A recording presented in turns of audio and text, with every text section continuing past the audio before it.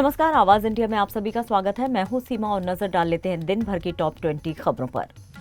आम आदमी पार्टी ने 5 राज्यों में हुए विधानसभा उपचुनावों में से 2 अहम सीटों पर जीत दर्ज की है। पंजाब के लुधियाना और गुजरात के विसावदर में मिली इस जीत को पार्टी के लिए दिल्ली हार के बाद बड़ी संजीवनी माना जा रहा है। खासकर इन राज्यों में कांग्रेस के लिए ये झटका है। अरविंद केजरीवाल की गैर मौजूदगी में ये जीत पार्टी कैडर का मनोबल बढ़ाने वाली है और आगामी विधानसभा चुनावों में आपको एक मजबूत दावेदार के तौर पर पेश कर रही है। राहुल गांधी की हालिया विदेशी यात्रा को लेकर सियासत गर्मा गई है। बीजेपी ने इसे लेकर सवाल उठाए हैं। वहीं कांग्रेस ने सफाई देते हुए बताया कि राहुल अपनी भतीजी की ग्रेजुएशन सेरेमनी में शामिल होने के लिए लंदन गए हैं। सोशल मीडिया पर बहरीन यात्रा की अटकलों को भी कांग्रेस ने खारिज कर दिया है और राहुल के दिल्ली बहरीन लंदन यात्रा क्रम की पुष्टि की है। उड़ीसा के गंजम जिले में 2 दलित युवकों के साथ भीड़ द्वारा की गई बर्बरता की घटना पर पूरे देश में गुस्सा है।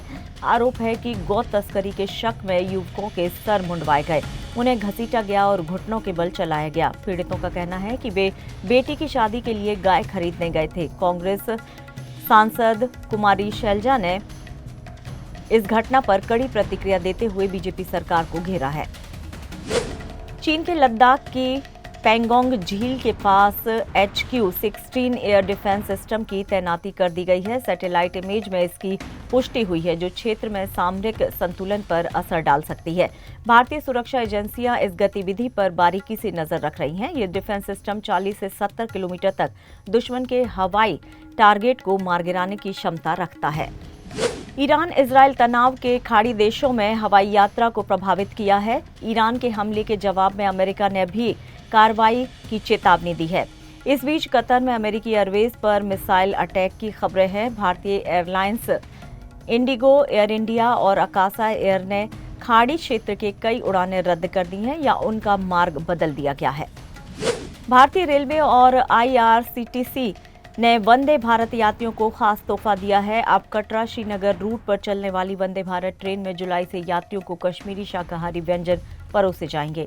ये फैसला यात्रियों को स्थानीय स्वाद का अनुभव देने और क्षेत्रीय व्यंजनों को बढ़ावा देने के लिए किया गया है।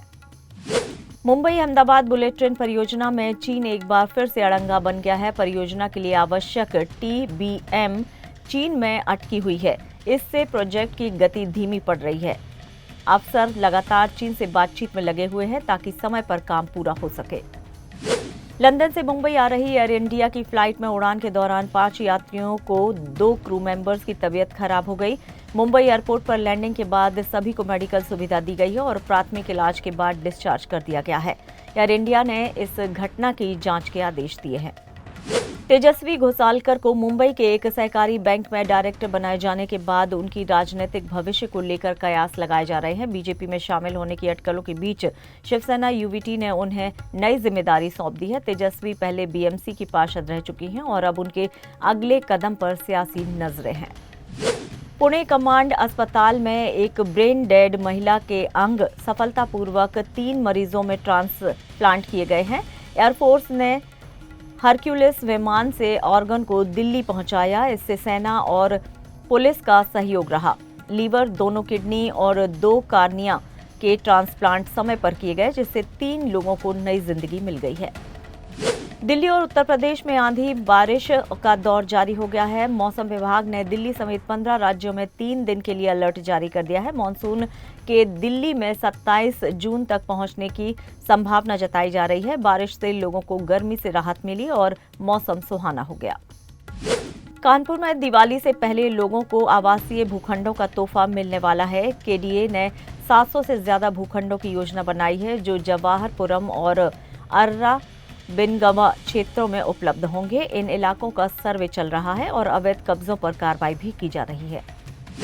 ओमान सरकार अब केवल 1% आबादी पर टैक्स लगाकर अपनी कमाई बढ़ाने जा रही है। ओमान विजन 2040 के तहत देश की अर्थव्यवस्था में विविधता लाने के लिए ये पर्सनल इनकम टैक्स लागू किया जा रहा है। भारत से भी ओमान को भारी निवेश और कमाई हो रही है।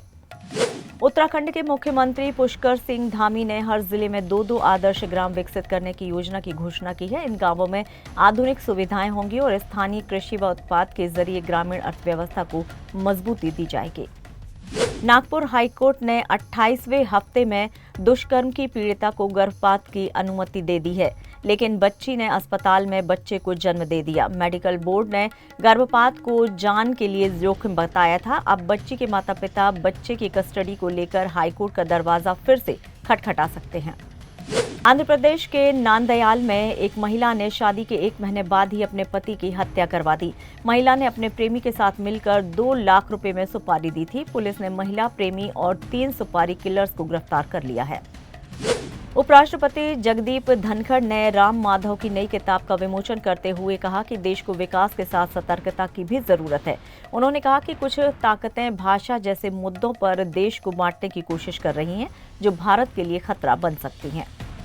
नवी मुंबई एयरपोर्ट इस साल के अंत तक शुरू होने वाला है। एयरपोर्ट ऑपरेटर ने यूजर डेवलपमेंट फीस की घोषणा की है। घरेलू उड़ानों के लिए 620 रुपये और अंतर्राष्ट्रीय उड़ानों के लिए 1225 रुपये यूडीएफ तय किया गया है, जो 31 मार्च 2026 तक प्रभावी रहेगा। लीड्स टेस्ट में दोनों पारियों में शतक जोड़ने के बावजूद ऋषभ पंत को आईसीसी की फटकार झेलनी पड़ी है। पंत को अंपायर के फैसले पर आपत्ति जताने के लिए लेवल 1 का दोषी पाया गया है और उनके खाते में एक डीमेरिट पॉइंट जुड़ा है। बिग बॉस सीजन 19 की प्रीमियर डेट को लेकर चर्चाएं तेज हो गई हैं। अब तक ये माना जा रहा था कि अक्टूबर में शुरू होगा, लेकिन ताज़ा रिपोर्ट्स के अनुसार शो 3 अगस्त से ऑन एयर हो सकता है। हालांकि चैनल की तरफ से अब तक कोई आधिकारिक घोषणा नहीं की गई है। और फिलहाल टॉप 20 खबरों में इतना ही। आप देखते रहिए आवाज इंडिया। नमस्कार।